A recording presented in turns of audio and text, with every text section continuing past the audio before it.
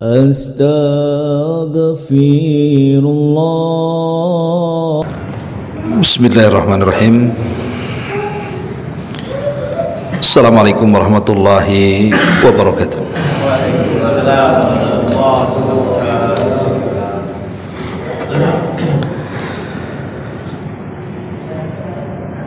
Alhamdulillah, wassalatu wassalamu ala rasulillah wa ala alihi wa sahbihi wa mawalah wa la hawla wa la quwata illa billahi wa ba'du.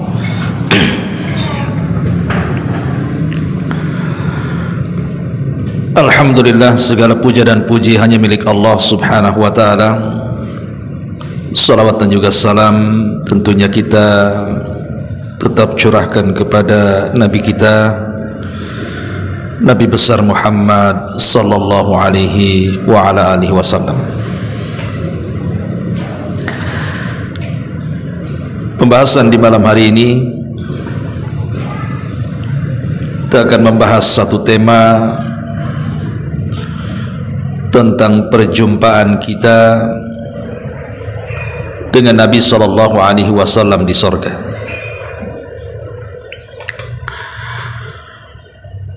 Tentu semua kita, saya, Anda atau siapapun pasti merindukan Nabi sallallahu alaihi wa ala alihi wasallam. Sebagaimana Nabi sallallahu alaihi wasallam juga merindukan umatnya. Dan kalaupun seandainya Allah subhanahu wa ta'ala takdirkan kita dimasukkan ke dalam sorga, tentu sorga yang Allah sediakan kepada kita akan berbeda dengan sorga yang Allah subhanahu wa ta'ala berikan kepada Nabi kita Muhammad sallallahu alaihi wasallam. Tentu sorga yang diberikan kepada Nabi sallallahu alaihi wasallam adalah sorga yang sangat tinggi sekali. Bahkan tidak ada tingkatan yang paling tinggi di sorga kecuali Nabi kita Muhammad sallallahu alaihi wasallam di situ. Pertanyaan pun muncul. Kalau seandainya kemudian Allah takdirkan kita masuk sorga dan tidak mungkin tingkatan sorga kita sama dengan tingkatan Nabi, macam mana pula kita akan berjumpa dengan Nabi sallallahu alaihi wasallam? Ma'asyiral muslimin yang dimuliakan Allah azza wa jalla, sehingga mungkinkah kita bisa berjumpa dengan Nabi sallallahu alaihi wasallam? Ma'asyiral muslimin yang dimuliakan Allah subhanahu wa ta'ala, ada dua jawaban yang disebutkan para ulama. Pertama, bahwa kita mungkin berjumpa dengan Nabi karena di dunia saja ada sebuah hadis dari Nabi sallallahu alaihi wasallam yang dikeluarkan Imam Bukhari dan Muslim dari hadis Abi Hurairah radhiyallahu anhu. Kata Nabi sallallahu alaihi wasallam, "Man ra'ani fil manami faqad ra'ani haqqan. Fa inna syaitan la yatamatsalu fi surati wa man kadzaba alayya muta'ammidan falyatabawwa maq'adahu minan nar." Barang siapa yang melihatku dalam mimpi, maka sungguh ia telah melihatku secara benar. Karena sesungguhnya setan tidak bisa menyerupai bentuk. Maka barang siapa yang berdusta atas namaku secara sengaja, maka silahkan ambil tempat duduknya di neraka. Dalam riwayat yang lain, Nabi SAW mengatakan, "Man ra'ani fil manami fasayarani fil yaqadati wa la yatamatsalu syaitanu bi." Wa qala Abu Abdullah qala Ibnu Sirin idza ra'ahu fi suratihi. barang siapa yang melihatku dalam mimpiku, maka ia akan melihatku dalam keadaan terjaganya, dan setan tidak akan mampu menyerupaiku. Kemudian berkata Imam Ibn Sirin yang dinukilkan Imam Bukhari, apabila dia melihatnya dalam bentuk rupa yang sebenarnya. Sebagian para ulama mengatakan bahwa kalimat fasayarani fil yaqadhati, barang siapa yang melihat Nabi SAW dalam mimpi, maka dia akan melihat Nabi SAW dalam kondisi terjaga.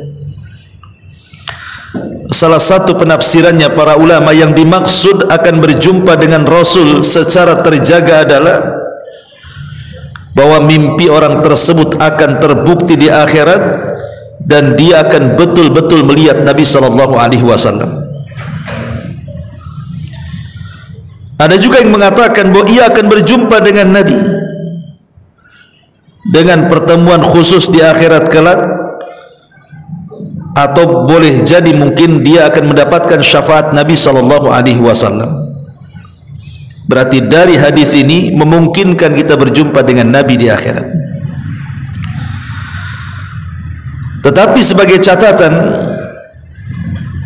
apakah orang yang berjumpa dengan Nabi SAW di dunia dalam mimpinya, bahwa orang tersebut adalah orang pilihan, sementara yang tidak melihat tidak atau bukan termasuk orang pilihan? Tentu tidak seperti itu. Banyak para sahabat yang juga tidak bermimpi berjumpa dengan Nabi, ataupun para tabi'in atau para tabi'ut tabi'in, mereka pun tidak tenukilkan kepada kita banyak yang bermimpi berjumpa dengan Nabi, tapi mereka orang-orang mulia. Kalaupun seandainya di antara kita Allah takdirkan berjumpa dengan Nabi dalam mimpinya, maka itu sebuah bisyarat saja, kabar gembira saja.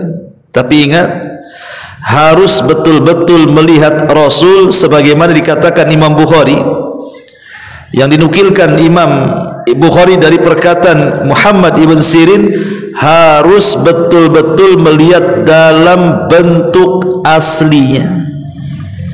Maknanya kita harus tahu sifat-sifatnya, mulai dari tinggi badannya, lebar badannya, bahunya, janggutnya, rambutnya, sebagaimana yang sudah disifatkan oleh para sahabat Nabi SAW tentang sosok Nabi. Jangan kemudian kita tidak pernah membaca sejarah Nabi seperti apa, rambutnya seperti apa, tingginya seperti apa, hidungnya, matanya, dan begitu seterusnya. Tiba-tiba kemudian dia bermimpi berjumpa dengan seseorang, ngaku pula berjumpa dengan Nabi. Nah, ini gimana ceritanya? Sifat-sifatnya aja tidak tahu. Tiba-tiba dia mengaku bermimpi berjumpa dengan Nabi. Maka persis seperti ancaman Nabi SAW, man kadzaba alayya muta'ammidan falyatabawa maq'adahu minan nar.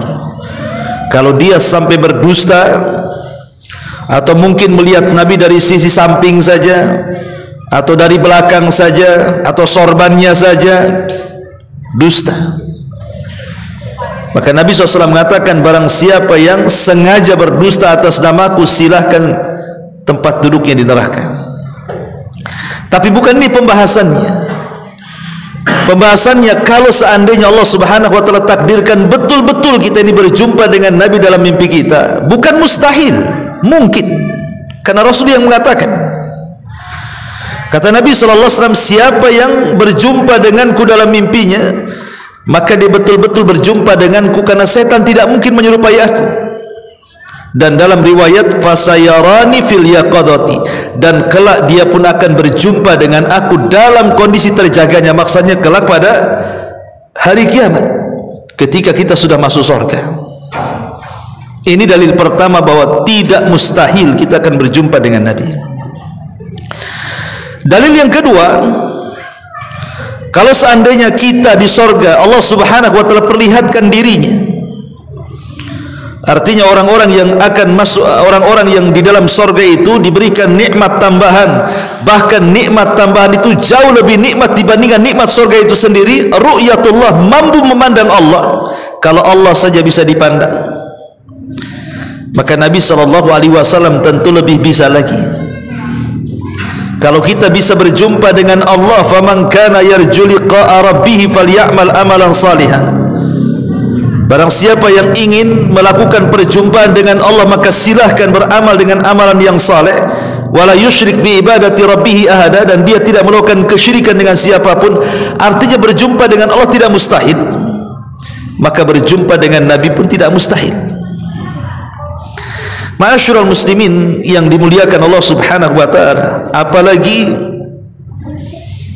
banyak dalil-dalil yang menunjukkan bahwa ada amalan-amalan yang dengan amalan itu kita bisa diperjumpakan dengan Nabi SAW, bisa menatap wajahnya, bisa bersentuhan dengan Rasul, bersalaman, memeluk, bercengkrama, dan begitu seterusnya. Dan itulah angan-angan setiap mukmin yang betul-betul mengamalkan imannya. Ma'asyiral muslimin yang dimuliakan Allah Azza wa Jalla, karena dahulu di masa Rasul ada Arab Badui. Ia sudah berjasa dengan Nabi SAW. Jadi ketika Rasul safar, Rasul itu singgah di satu rumah punya Arab Badui. Kemudian Arab Badui itu menjamu Nabi SAW sebagai tamu. Maka Nabi SAW mengatakan, karena engkau sudah berbuat baik kepadaku, menjamu aku dalam perjalananku, datanglah satu waktu ke kota Madinah, aku akan balas kebaikan. Betul, satu hari si Arab Badui ini kemudian datang ke kota Madinah mencari Nabi SAW. Kemudian setelah berjumpa dengan Rasul, Rasul itu tidak pernah melupakan kebaikan orang. Beda dengan kita, kadang-kadang kebaikan orang itu kita tidak menghargai, tapi Rasul itu tidak pernah melupakan kebaikan orang. Disambutlah si Badui itu, kemudian ya layaknya tamu dikasih makanan, dikasih hidangan yang lezat, kemudian sudah dipersiapkan hadiah. Kemudian Nabi SAW mengatakan kepada Arab Badui ini, wahai fulan, karena engkau sudah berbuat baik kepadaku, salni, mintalah kepadaku sesuatu, aku akan beri. Salni syai'an u'tik, mintalah kepadaku sesuatu, aku akan beri. Arab Badui ini sudah tua. Harusnya dalam kondisi ketika Nabi SAW memberikan kesempatan meminta kepada Nabi, harusnya kan berpikir akhirat. Ini mumpung dekat-dekat Nabi, saya akan meminta kepada Rasul, ya Rasul masukkan aku ke sorga, ya Rasul tolonglah mintakan kepada Allah supaya Allah mengampuni dosa-dosa aku. Kan harusnya kan begitu. Kan ini kesempatan kapan lagi berjumpa dengan Nabi. Rupanya si Badui ini lain pula yang diminta. Dia mengatakan, ya Rasulullah, uridu dabatan arkubu biha, aku hanya ingin ya semacam unta biar aku kemana-mana tak jalan kaki. Kemudian kata Nabi SAW, minta lagi, apa lagi? Dia mengatakan, wa kalban yahrusu ghanami, kalau ada anjing-anjing lah katanya, supaya bisa menjaga kambing-kambingku, mungkin serigala begitu. Kemudian kata Nabi SAW, apa lagi? Dia mengatakan, al khadiman yakhdumu ahli, atau kalau memang ada budak sebagai pembantu, kasihlah saya budak sebagai pembantu katanya, biar saya tak capek ada pembantu. Lihat, dia hanya menjamu Nabi karena Rasul ketika safar kehabisan bekal, kemudian dijamu di rumahnya. Kemudian Nabi SAW ingin berbuat baik, membalas kebaikannya, tapi lihat permintaannya. Ibaratnya begini, ana singgah di rumah antum, antum kasih makanan saya, Besok antum ke rumah ya, kata ana. Datanglah antum ke rumah ana. Karena antum sudah berbuat baik, kemarin sudah kasih makan. Kira-kira apa nih hadiah yang harus saya kasih? Gini aja Ustaz, saya minta tuh senianya untuk saya. Semuanya kan. Atau tolonglah sewakan pembantu lah biar saya tak capek. Nggak balance kan itu kan. Oke lah kalau seandainya pun sesuai gitu ya. Tetapi Nabi SAW ingin mengajarkan kepada Badui ini. Kata Nabi SAW, lemahkah engkau wahai fulan seperti yang diminta seorang yang sudah tua di zaman Bani Israel. Sahabat yang mendengar ketika itu mengatakan, ya Rasul, apa yang maksud anda itu orang tua di zaman Bani Israel? Kemudian Nabi bercerita panjang sekali soal kisahnya Nabi Musa yang tersasar di sebuah jalan, tidak bisa keluar karena dia harus membawa jasadnya Nabi Yusuf.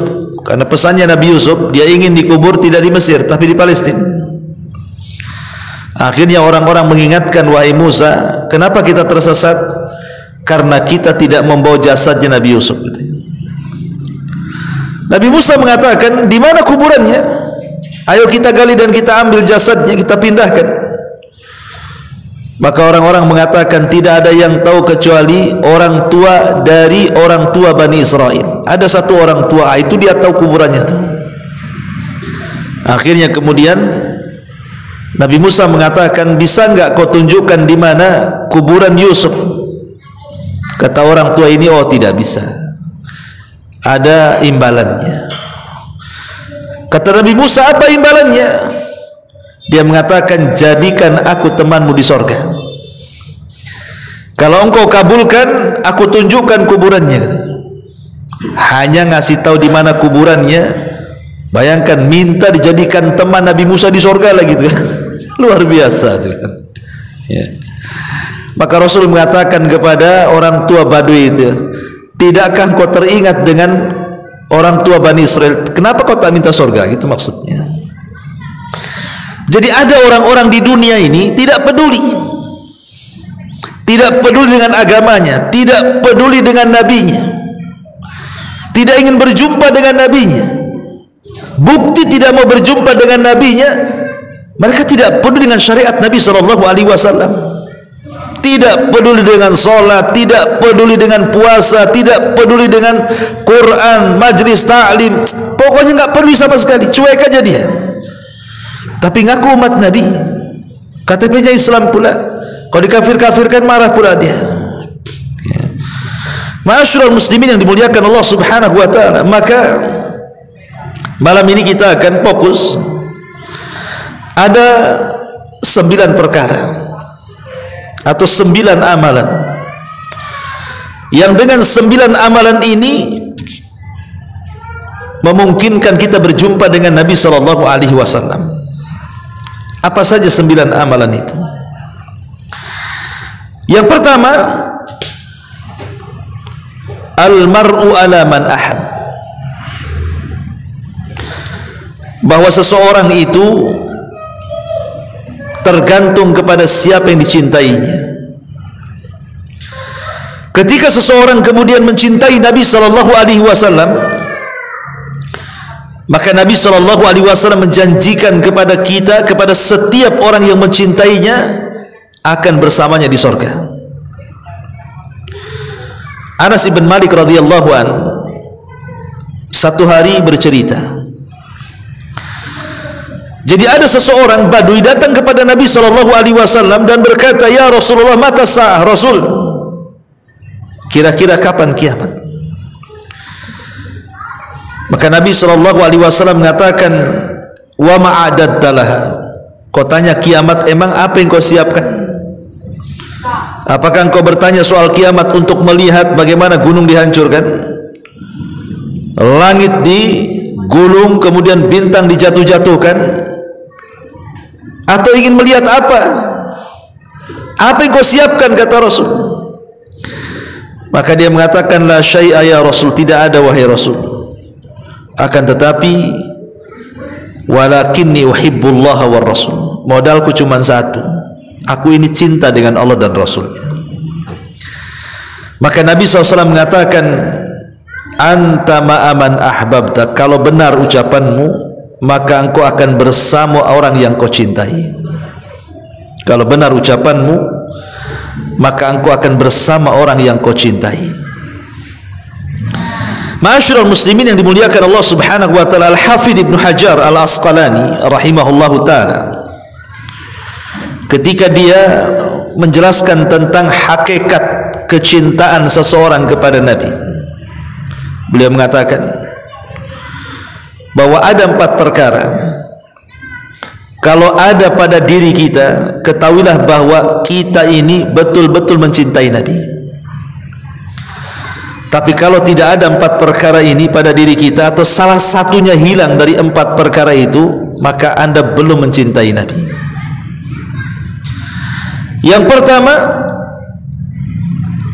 faqdu ru'yatihi yakunu ashadda alaihi min faqdi ayyi syai'in akhar fid dunya. Kehilangan, tidak sanggup melihat Nabi, karena memang kita tidak hidup di zamannya. Yang melihat Nabi yang hidup di zaman lah para sahabat, kan begitu. Tetapi kita merasa bahwa kita kehilangan dengan Nabi SAW dan kita tidak bisa melihatnya.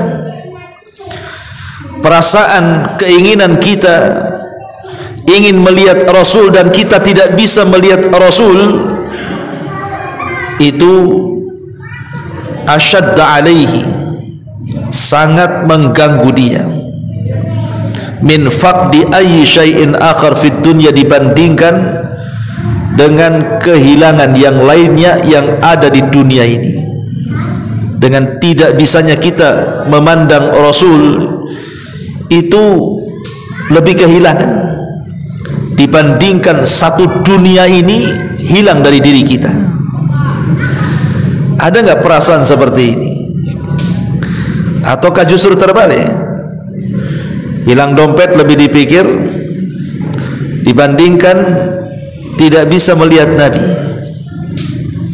Kadang-kadang seperti itu ya. Kemudian yang kedua,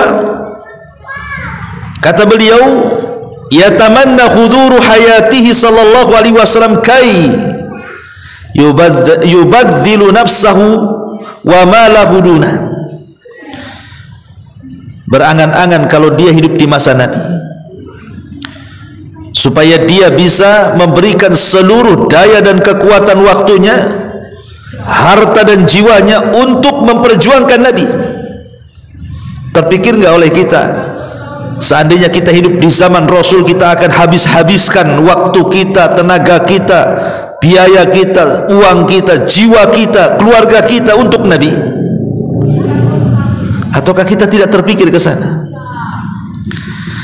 Kemudian yang ketiga, yatamassal awamirahu, berusaha untuk melaksanakan perintah-perintah dan menjauhi larangan-larangan Nabi sallallahu alaihi wasallam.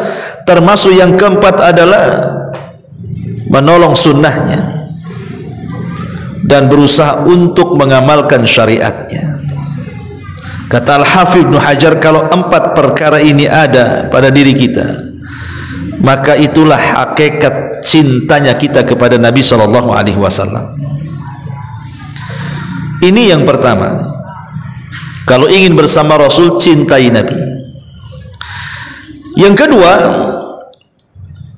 memperbanyak sujud, memperbanyak salat. Di zaman Nabi SAW ada seorang sahabat namanya Rabi'ah ibn Ka'ab al-Aslami radhiyallahu anhu. Jadi Rabi'ah ini anak kecil, ikhwan, belum balik, usia 10 tahun. Tapi Rabi'ah ibn Ka'ab al-Aslami ini selalu menolong Rasul di malam hari. Jarang tidur anak ini, umur 10 tahun tapi jarang tidur malam.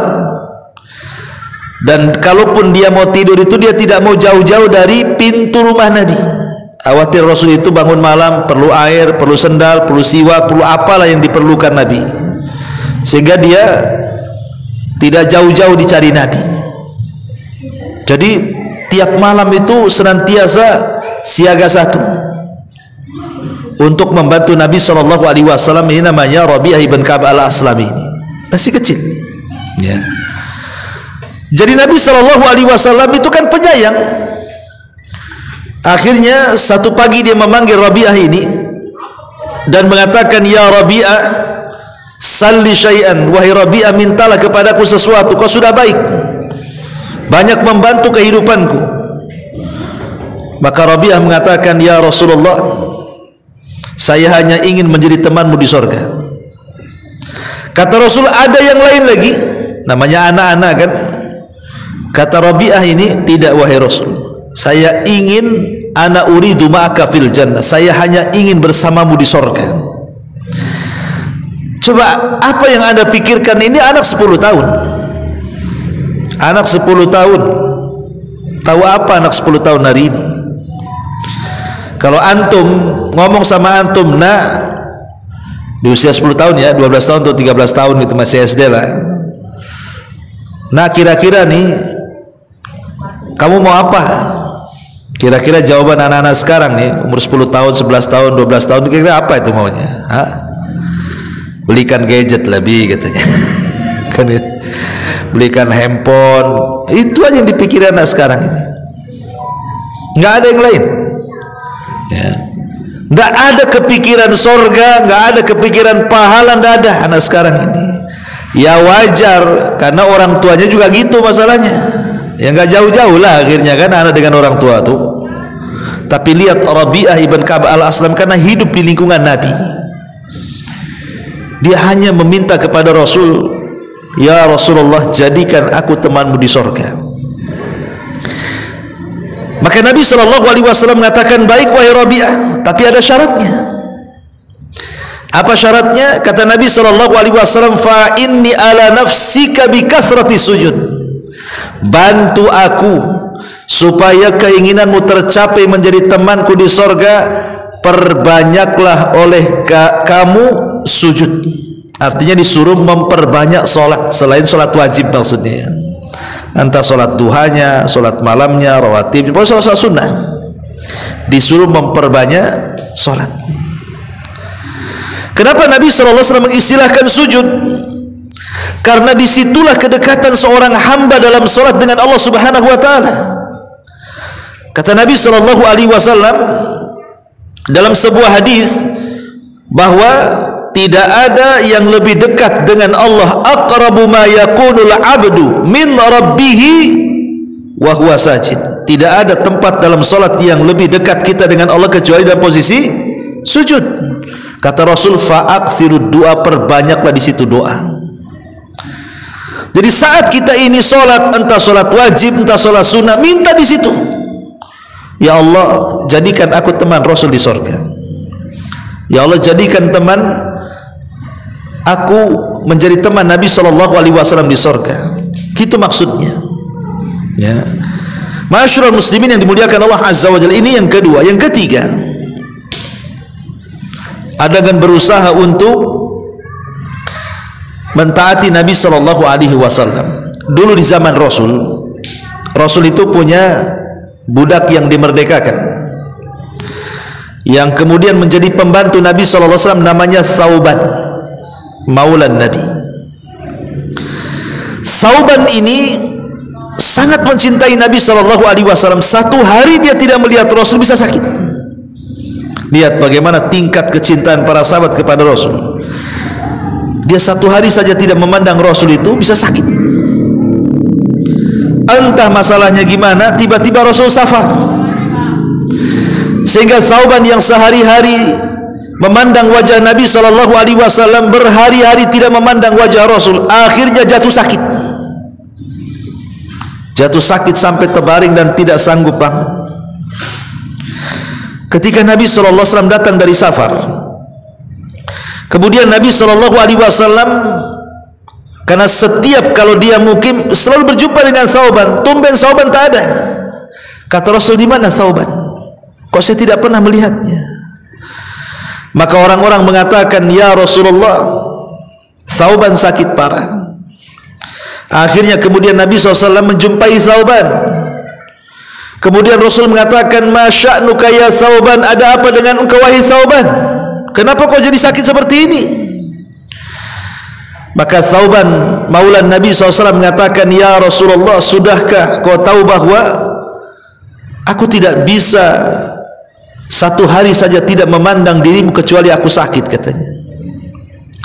Ditambah-tambah kalau seandainya aku terpikir dengan kematian, kalau Allah takdirkan aku mati dan kau juga mati, kemudian Allah takdirkan aku masuk surga dan kau juga masuk surga, paling surga yang Allah berikan kepadaku paling rendah, dan surga yang Allah berikan kepadamu paling tinggi. Macam mana aku bisa menatapmu, katanya. Makanya aku sakit seperti ini ya Rasulullah. Maka Rasul terdiam sampai akhirnya kemudian turun ayat surah An-Nisa ayat 69.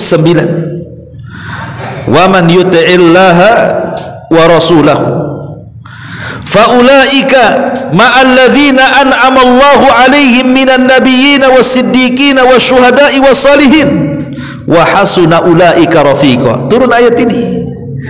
Siapapun yang mentaati Allah dan Rasulnya, maka mereka akan bersama para nabi, orang-orang yang telah Allah berikan nikmat kepada mereka dari kalangan para nabi, para siddiqin, para syuhada, dan orang-orang saleh, dan merekalah teman-teman terbaik kita di akhirat. Artinya, dengan kita terus mentaati Allah dan Rasulnya, menjalankan perintah, menjauhi larangan, menikmati yang dihalalkan, menjauhkan yang diharamkan, maka kalau kita bisa istiqomah di situ, maka ini janji Nabi sallallahu, janji Allah dalam Al-Quran surah An-Nisa 69, kita akan ditemankan dengan mereka, para nabi, para siddiqin, para syuhada, dan orang-orang saleh. Ini yang ketiga. Ma'asyiral muslimin yang dimuliakan Allah Subhanahu wa taala, masalahnya yang ketiga ini memang agak berat. Rasul pernah mengatakan, kullu ummati yadkhulunal jannah, setiap umatku pasti masuk surga, kan? Illa man aba, kecuali orang yang tidak mau masuk surga saja. Sahabat heran, masa ada orang tidak mau masuk surga?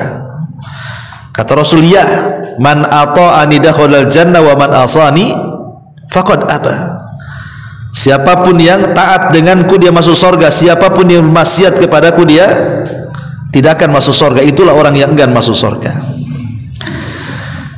Kalau seandainya kita tanya kepada kaum muslimin, mau tidak kalian berjumpa dengan Nabi SAW? Pasti jawabannya mau.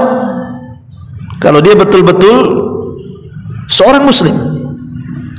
Tapi pertanyaannya, kalau memang betul-betul ingin berjumpa dengan Nabi SAW, ajak orang ini sholat, mau enggak?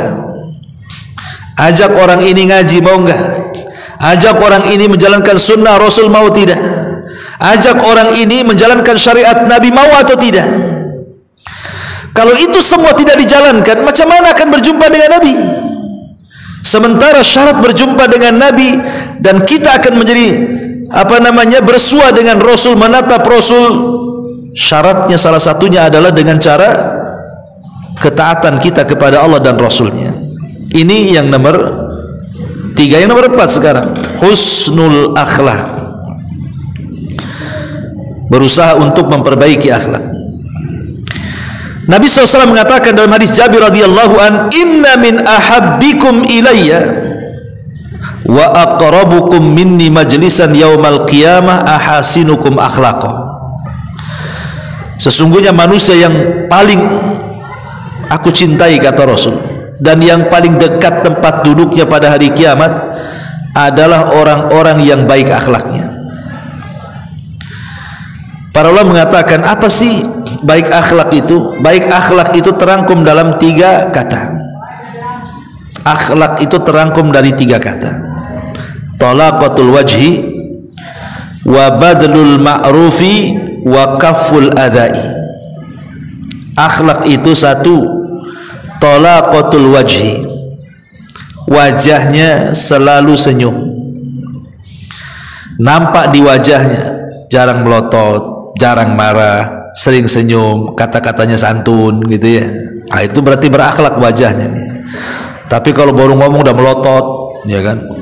Baru ngomong sudah nyentak orang, yang keluar pun bahasa binatang, nggak ada akhlak tuh wajahnya tuh. Ya, talaqatul wajhi. Yang kedua, badlul ma'ruf, berusaha untuk mengerahkan tenaga membantu saudaranya.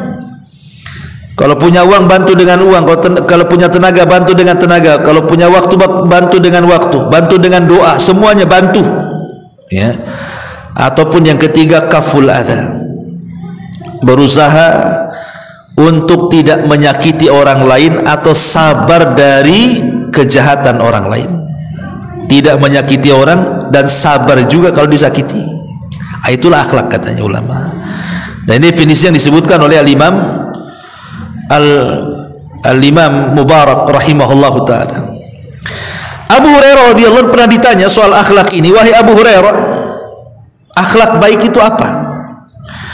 Maka Abu Hurairah mengatakan, tasilu man qata'ak wa ta'fu amman dolamak wa tu'ti amman haramak. Kata Abu Hurairah, akhlak yang baik itu engkau menghubungkan silaturahim kepada orang yang memutus silaturahim, engkau memaafkan kepada orang yang menzalimi engkau, dan engkau memberi kepada orang yang pelit dengan engkau. Nah, tiga perkara kata Abu Hurairah. Akhlak itu kita menyambung kepada orang yang memotong silaturahim, kita memaafkan kepada orang yang menzalimi kita, dan kita memberi kepada orang yang bakhil dengan kita. Kalau kita kan tidak, ngapain saya kasih dia, dia aja nggak kasih saya kok. Itu kan kita itu. Berarti akhlaknya belum ada kan itu ya. Kalau tengok definisinya Abu Hurairah kan itu. Ayolah kita ke sana. Ngapain dia aja nggak pernah ke sini. Kan gitu bahasa kita kan. Tolonglah bantu dia. Ngapain bantu dia? Dia aja nggak pernah bantu saya. Akhlak itu tidak seperti itu. Makanya kata Abu Hurairah, kita berusaha untuk menyambung kalau dia memutus, berusaha untuk memaafkan kalau dia zalim, berusaha untuk memberi kalau dia bakhil. Nah, gitu ya kata Abu Hurairah. Itulah akhlak katanya. Ma'asyiral muslimin yang dimuliakan Allah Azza wa Jalla, termasuk juga Aisyah radhiyallahu anha ketika mengkisahkan tentang bagaimana akhlaknya Nabi. Apa kata Aisyah radhiyallahu anha? Dia mengatakan, maka kana ahadun ahsan khuluqan min Rasulillah. Tidak ada manusia yang lebih baik akhlaknya dibandingkan Rasulullah. Ma da'ahu ahadun min ashabihi wala min ahli baiti illa qala labbaik. Tidak ada satupun yang mengundang Nabi dari sahabat-sahabatnya, entah yang miskin, entah yang kaya, entah pejabat, entah rakyat, entah orang biasa, pokoknya siapapun yang undang Nabi, entah orang luar, entah keluarganya sendiri, Rasul mengatakan labbaik, siap, saya akan penuhi panggilan. Maka dari sini turun ayat, wa innaka la'ala khuluqin azim, dan engkau wahai Muhammad di atas akhlak yang paling tinggi. Nah, coba antum undang pejabat ke rumah antum, mau nggak? Kan nih Nabi nih, ya nggak usah pejabat lah, PRT lah. Saja makan di rumah, mau nggak kan? Ya, tempe tahu jadilah kan itu. Lihat, Rasulullah SAW tidak memandang siapapun yang undang dia, mau miskin, mau kaya, mau kere, mau apa, semua Rasulullah baik, saya siap penuhi panggilanmu. Bahkan disebutkan oleh Ummu Darda radhiyallahu anha, seorang sahabat. Jadi qama Abu Darda lailatan yusalli. Kita tahu Abu Darda ini memang sahabat yang rajin sholat, rajin puasa. Saking rajin sholat dan puasanya, istrinya itu tidak pernah direken dia, sampai nggak pernah dandan. Kata istri, ngapain saya dandan katanya. Kalau malam dandan dia sholat, ya kan. Kalau siang dandan puasa pula dia. Apa yang harus, nggak pernah dandan Abu Darda ini. Akhirnya kemudian ditegur sama Salman Al-Farisi, Abu Darda jangan gitu, sepertiga hakmu itu kasihlah untuk Allah, sepertiganya kasihlah untuk badanmu, sepertiga kasihlah untuk keluargamu, ya, jangan semua kasih sama Allah katanya. Kata Nabi SAW, sadaqah Salman. Oh betul tuh kata Salman, ya. Jadi Ummu Darda ini bercerita tentang suaminya Abu Darda radhiyallahu anhu yang sholat di malam hari dan selalu menangis. Abu Darda ini, dan ketika dia menangis dia selalu berdoa. Nih lihat doanya Abu Darda ini, apa doanya? Allahumma ahsanta khuluqi fahassin khulqi faqad ahsanta khulqi fahassin khuluqi. Ya Allah, engkau sudah memperbaiki badanku, maka perbaikilah akhlakku. Itu aja yang dibaca itu. Ya Allah, sebagaimana Engkau sudah memperbaiki fisikku, badanku, tolonglah perbaiki akhlakku. Sampai pagi itu yang dibaca. Jadi istrinya ini, Ummu Darda ini mengatakan kepada Abu Darda, ya Abu Darda, kenapa kau asih itu aja diulang-ulang doamu? Apa enggak ada doa lain? Ya. Maka Abu Darda mengatakan, ya Ummu Darda, ya, innal abdal muslim yuhsin khuluqahu hatta yudkhilahu bihusni khuluqihil jannah. Wahai Ummu Darda, kalau seorang muslim itu dia baik akhlaknya, akhlaknya itulah yang mengantarkan dia ke surga. Tapi sebaliknya, jika seorang muslim itu buruk akhlaknya itu yang mengantarkan dia ke neraka. Makanya saya minta kepada Allah untuk diperbaiki akhlak, kata Abu Darda. Ya. Ma'asyiral muslimin yang dimuliakan Allah Subhanahu wa taala, maka dari sini lihat bagaimana ketinggian dan keluhuran akhlak Nabi sallallahu alaihi wasallam dan akhlak para sahabat dan juga akhlak para ulama. Jadi kalau seandainya kita ini berusaha untuk setiap hari memperbaiki akhlak, hakikatnya kita sedang mencontoh Nabi. Yang kedua, sebab dengan akhlak itu kita akan dapat surga. Kemudian yang ketiga, akhlak itu bisa memberatkan timbangan. Kemudian yang keempat, justru kesempurnaan iman itu ada di akhlak. Kemudian juga kedekatan kita dengan Rasul pada hari kiamat adalah dengan akhlak. Kalau kita ingin berjumpa dengan Rasul, maka carilah akhlak yang baik. Ini yang keempat. Yang kelima, kafalatu al-yatim. Kalau ingin bersua dengan Rasul, bersanding dengan Rasul, berjumpa dengan Rasul, menatap Rasul, memeluk Rasul, apakah ini berlaku juga dengan perempuan? Apa hanya laki-laki saja? Ya, tentu berjumpa dengan Rasul ya, perempuan juga berjumpa. Tapi apakah kemudian perempuan boleh menjabat tangan Nabi, memeluk Nabi kayak kita laki-laki? Ya wallahu alam, ini kan perkara gaib. Tapi yang jelas di dunia saja Rasul tidak pernah bersalaman dengan perempuan. Ya, Rasul kalau membaiat wanita tidak pernah menyentuh kulit wanita, karena Rasul mengatakan menyentuh kulit yang bukan mahram sama dengan lebih dahsyat dibandingkan meletakkan paku di atas kepala, kan begitu.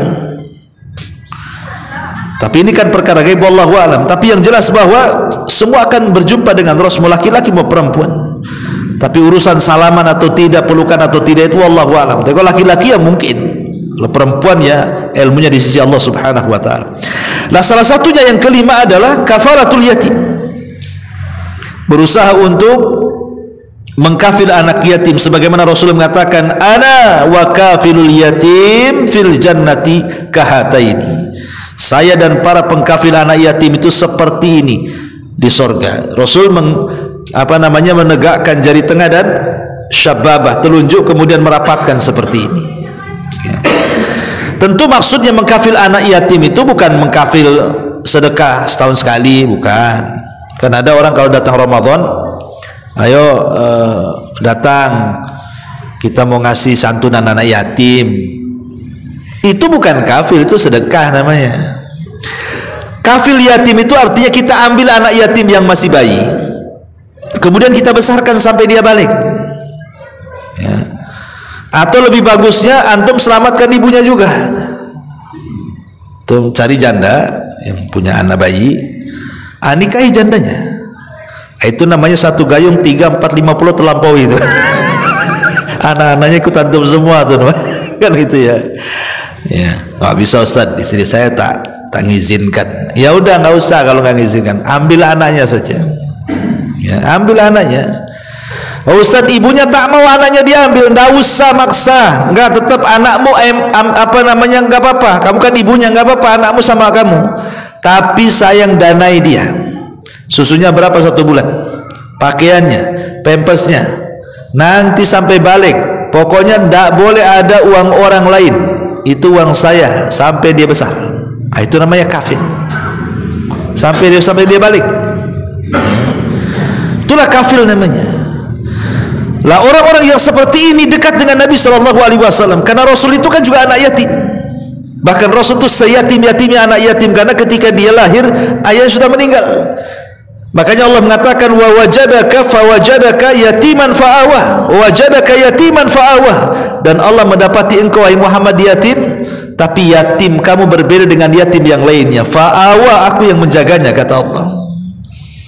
Makanya Rasul karena pernah yatim, Allah tegur fa'ammal yatima fala takhar.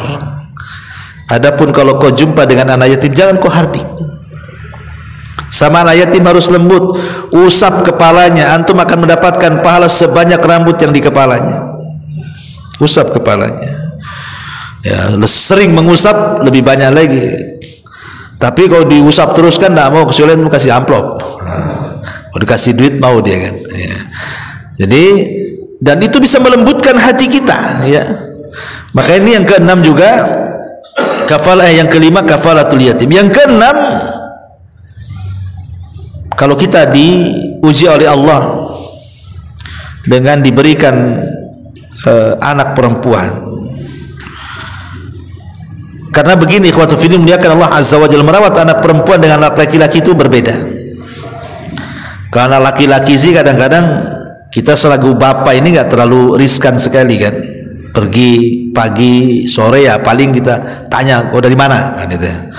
Tapi kalau anak perempuan hilang dari pagi sampai sore, was-was tuh orang tua tuh, mana nih anak nih, sampai dulu ada kisah tuh. Jadi saya didatangi orang besar betato, ya mungkin mantan preman tuh, tak tahu juga lah. Ketua nangis dia, mau badan gede nangis, ya kan. Jadi saya bilang, ada apa Pak? Tenang Pak, tenang. Kira gini Ustadz, bisa bantu saya enggak, katanya. Jadi kenapa Pak? Ceritakan.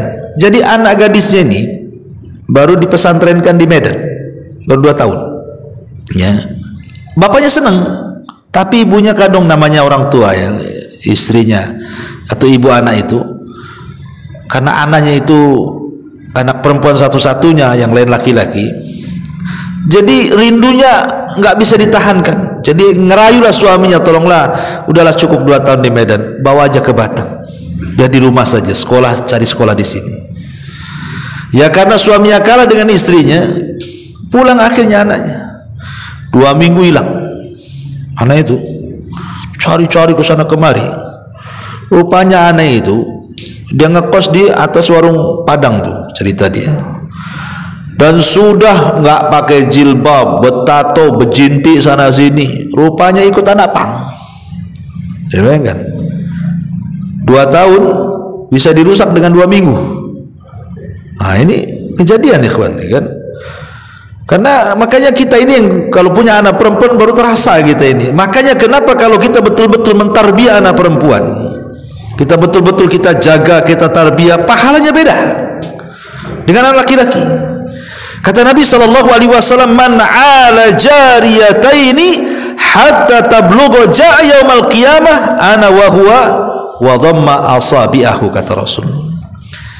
Barang siapa yang mendidik dan merawat 2 anak perempuan hingga dia dewasa, dia rawat dengan baik anak itu sampai dia dewasa, sampai dia kawin, maka ia akan datang pada hari kiamat bersamaku, kata Nabi SAW. Luar biasa, ya. Makanya kalau punya anak perempuan, nah, jaga baik-baik. Ini pahalanya besar, akan bersama Nabi SAW di surga. Ini yang ke-6.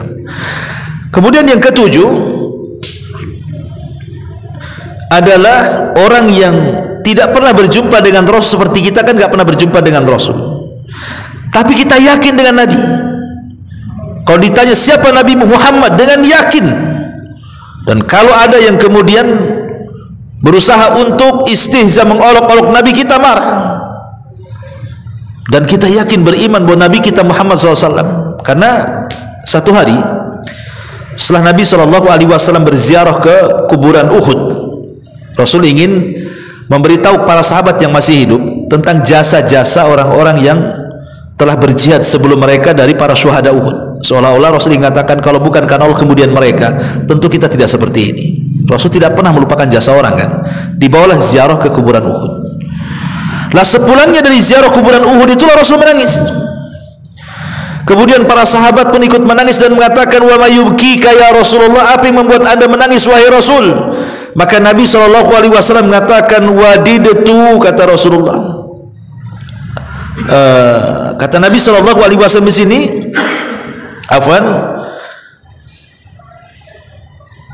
wadidtu anni qad ra'aitu ikhwanuna. Wadidtu anni qad ra'aitu ikhwanana. Kata Nabi SAW, aku ingin berjumpa dengan teman-temanku, katanya. Sahabat heran dan mengatakan, Rasul, kami loh teman-temanmu, ini teman-temanmu semua di sini loh. Rasul, bukan, kalian bukan teman-temanku, katanya, kalian itu sahabatku. Lalu sahabat bertanya, lalu siapa yang Anda maksudkan teman-temanmu itu, Rasul? Maka Nabi SAW mengatakan, yang dimaksud teman-temanku adalah kaumun, kata Rasul, sebuah kaum lam ya'tu ba'd, yang belum datang, nanti datangnya. Ini ngomong di hadapan para sahabat, ya.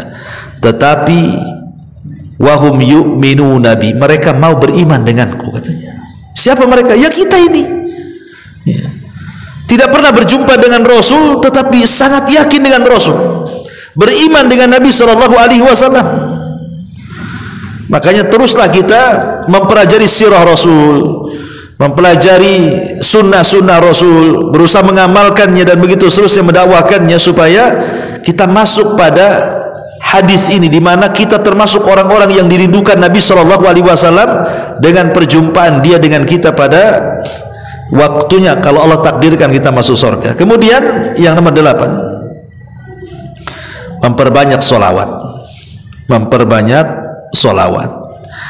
Kata Imam Ibnul Qayyim rahimahullahu ta'ala, dia mengatakan, annal abda kullama aktsara min dzikril mahbub wastihdharihi fi qalbihi wastihdhari mahasinihi wa ma'anihi aljalibati li hubbihi tadha'afa hubbuhu wa tazayada syauquhu ilaihi.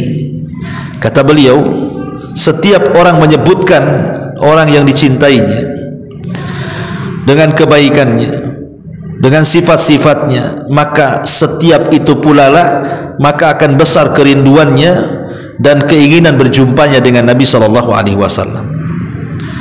Kata Nabi SAW, aulan nas bi yaumal qiyamah aktsaruhum alayya salatan. Manusia yang paling utama nanti pada hari kiamat bersamaku adalah orang-orang yang paling banyak membaca salawatnya dengan aku.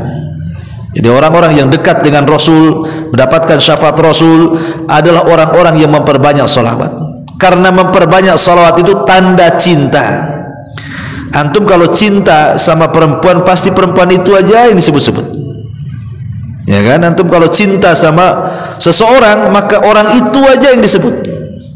Antum suka dengan ustadz di Batam banyak, si itu aja yang disebut, ya. Karena cinta itu terkadang tampak dari penyebutan. Ingat waktu saya berkisah sama antum kisah Laila Majnun, ya, Laila Majnun, Laila perempuannya, Majnun laki-lakinya. Ini dipisahkan, si Laila Majnun ini tidak direstui sama orang tuanya. Akhirnya kemudian si Majnun ini masuk ke hutan. Itu pikirlah itu si Laila terus. Lapar dia, ambil busur panah, dikejarnya kijang, kemudian disambar dengan panahnya, kena kakinya, kemudian tumbanglah kijang itu. Langsung diambil pisaunya, pas mau disembelih ditengokin matanya, kok matanya sama dengan Laila, katanya. Akhirnya dilepas kijangnya, gara-gara matanya sama dengan Laila. Makanya disebut Majnun, gila. Itulah cinta, ya kan? Nah, dilepas lagi lapar tuh, kan? Maka disebut Laila Majnun, ya. Artinya bahwa orang yang mencintai sesuatu itu pasti akan disebut-sebut sesuatu yang dicintai itu. Artinya kalau kita merasa cinta dengan Rasul, maka menyebut-nyebutlah nama Rasul. Dengan cara apa? Memperbanyak sholawat. Belum lagi sholawat ini kalau kita panjatkan satu kali saja, kita mengatakan Allahumma sholli ala Muhammad, maka Allah akan berikan 10 sholawat kepada kita. Apa maknanya? Dan apa makna sholawat itu? Makna sholawat itu kita mengatakan, ya Allah, pujilah Nabi kita di langit sana, di hadapan malaikat Jibril, Mikail, Israfil, semua malaikat yang di langit. Itu makna salawat tuh. Jadi kalau kita katakan Allahumma sholli ala Muhammad, kita mengatakan ya Allah pujilah Nabi kita Muhammad di depan makhlukmu di atas sana. Nanti Allah Subhanahu wa taala akan beri 10 pujian kepada kita. Bayangkan coba, kalau kita katakan Allahumma sholli ala Muhammad, maka Allah akan memanggil Jibril, Mikail, Israfil dan semua malaikat di atas arsy itu, kemudian memuji 10 kali kita gara-gara kita sholawat 1 kali kepada Nabi. Luar biasa. Nama kita jadi selebritis langit, ya. Nah, itulah fungsi salawat itu. Belum lagi dengan salawat itu dekat majelis kita dengan Nabi SAW pada hari kiamat, menjadi teman Nabi SAW. Dan yang terakhir tentunya teruslah berdoa kepada Allah agar kita bisa berjumpa dengan Nabi. Abdullah bin Mas'ud radhiyallahu, saya akan bacakan hadisnya dulu. An Abdullah bin Mas'ud radhiyallahu anhu qala, dakhala Rasul sallallahu alaihi wasallam al-masjid wa huwa baina Abi Bakr wa Umar. Wa idza Ibnu Mas'ud yusalli wa idza huwa yaqra'u an-nisa fantaha ila ra'sil mi'ah faja'ala Ibnu Mas'ud yad'u wa huwa qa'im yusalli. Faqala an-nabiy sallallahu alaihi wasallam as'alu is'al tu'tah thumma qala man sarrahu an yaqra al-Qur'ana ghaddan kama unzil falyaqra bi qira'ati ibni ummi abdin. Falamma asbaha ghadan ilaihi Abu Bakrin liyubashshirahu wa qala lahu ma sa'alta Allah al-bariha. Qala qultu Allahumma inni as'aluka imanan la yartad wa na'iman la yanfad wa murafaqata Muhammadin fi a'lal jannatil khuldi. Thumma jaa Umar faqila lahu inna Aba Bakrin qad sabaqaka. Qala yarhamullahu Aba Bakrin ma sabaqtuhu ila khairin qad illa sabaqani ilaihi. Jadi kisahnya begini. Ibnu Mas'ud radhiyallahu an, dia berkata pernah Rasul sallallahu alaihi wasallam masuk ke masjid bersama Abu Bakar dan Umar. Dan Abu Bakar dan Umar di antara Nabi sallallahu alaihi wasallam. Saat itu Abdullah bin Mas'ud sedang sholat. Lah dalam sholatnya dia membaca surah An-Nisa dan sudah menyelesaikan 100 ayat. Kemudian Ibnu Mas'ud berdoa dalam posisi berdiri di salatnya. Kemudian Rasulullah SAW seolah mendengar doanya dan mengatakan, mintalah engkau akan diberi, mintalah engkau akan diberi. Padahal tidak ada yang dengar. Ya, Rasul dengar dia berdoa. Ya. Abu Bakar heran, kenapa Rasul mengatakan berdoalah engkau akan diberi, berdoalah engkau akan diberi. Padahal Abu Bakar gak dengar doanya kan. Jadi kemudian Nabi SAW mengatakan barang siapa yang suka untuk membaca Al-Quran dengan benar sebagaimana diturunkan, maka hendaklah dia membacanya seperti bacaan Ibnu Ummi Abdin, kunyah daripada Abdullah bin Mas'ud ini. Saat waktu sudah pergi, Abu Bakar datang menemui dia dan menyampaikan kabar gembira kepadanya. Abu Bakar mengatakan, apa yang kau minta tadi? Sampai Rasul mengatakan, mintalah kau akan diberi, mintalah kau akan diberi itu. Kau ngomong apa? Kata Abu Bakar itu.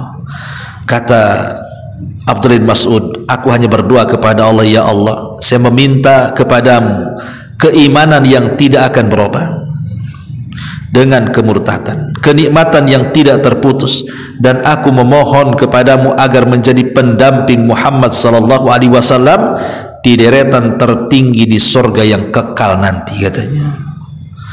Maka Abu Bakar mengatakan, berbahagialah, berbahagialah. Rasul ngomong berbahagialah. Kemudian Abu Bakar pergi. Datang Umar mau ngasih tahu juga. Kata Abdullah bin Mas'ud, udah telat, Abu Bakar baru datang, katanya.